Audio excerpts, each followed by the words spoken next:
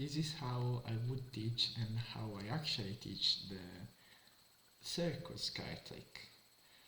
The first thing is you can let the spectator shuffle the cards how much they want, in whichever way they want. It's not very important. The only important thing is when you get the cards back, you have to pick the bottom card. You can do that in a number of ways. You can just look at it while they are distracted, or give an overhand shuffle and look at it in that way, or when you're turning it back, or give a riffle shuffle and look at it, whatever. The only important thing is you remember this card. In this case it's the 8 of hearts. Then you ask them to pick a card, any card, and it's actually a free selection. You don't have to force anything. It's funny because you might think that if they take the last card it could be a problem, but it's not. You just know the cards they picked even before you have to do anything, and that's even better. That's just more impossible. So let's say they pick this card right here. In this case, the Queen of Spades. What you have to do is to put this card in the middle of the deck. But it's very important that you do not just push it in. That would ruin your trick. What you have to do is to cut the cards and then put it in the middle in this way. It's important that you do that because you want to place your key card, the bottom card, that in this case is the 8 of hearts, on top of their selection. I usually do it with a swing cut. I ask them to put the card back and then I put it on top, but you can just do a table cut, so the selection goes right there, and I complete the cut. What's funny is that some people might think that giving cuts to the deck could ruin this, but it cannot, because the worst thing that could happen is that your key card is last, and that only means that their selection is first. In all the other cases, it's just right there in the middle of the deck. So what you want to do now is to start dealing the cards on the table. You do not want to deal them this way, or I mean you can, but it will be reversed. If you do it this way, you know that their selection is the card right after your key card. If you do it face up, it would be the card before. So you start dealing the cards, and it's very important that you say how impossible this is, how they put the card back in the middle of the deck, they shuffled beforehand, you did not see it, you did not look at it, and you will still try to find this card. What's cool is that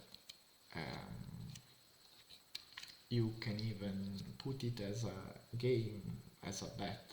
You can say, I will find this card, and I can even bet money on it, or a drink, or anything.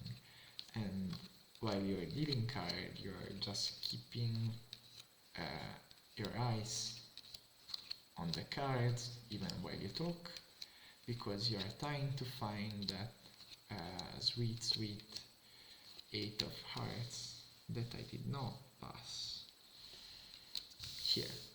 So when you see your key card, you need to be careful not to make it apparent that you care about it. You just keep dealing, and remember, the card after your key card, so in this case the Queen of Spades, is their selection. You do not stop there. You could, but the trick is to this way. You keep going, you make a mess out of things, and a few cards after you stop. What I like to do is to say, the next card I will turn over, it's yours. I gesture with this card in my hand without showing it to them, because then they would know that it's the wrong card. I just gesture, and they believe I just messed up because their selection is right here, but they still do not know what card this one is. So there is a bit of, maybe there is a double or something. When they accept this, when they understand, I just put it back and go to turn over their selection. That's how the basic routine is. After I teach this is actually the trick I like to teach to anyone that asks me about magic.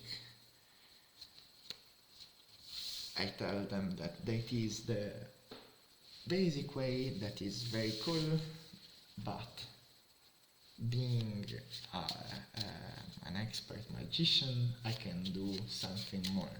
I will ask them to choose a card, any card. It's actually a free selection. They can look at it and show it around. And now they know how the circus trick work. And I specify that I'm not looking at the bottom card. They can even shuffle it. They can even put it in the middle. They can stare in my face to see that I'm not looking at the cards. I'm just maybe mixing the deck a bit. But they can ask me to cut the cards or shuffle them however they want. And so let's say they might believe I saw that card, I will put it away if they ask for it, or even if they don't. So this is the card. I will actually put it right in the middle of the deck, right here. I'm not keeping breaks. There is nothing coming out of the deck. I can give this card a shuffle. They can give this card a shuffle, even a refresh shuffle. That feels way fuller than anything else.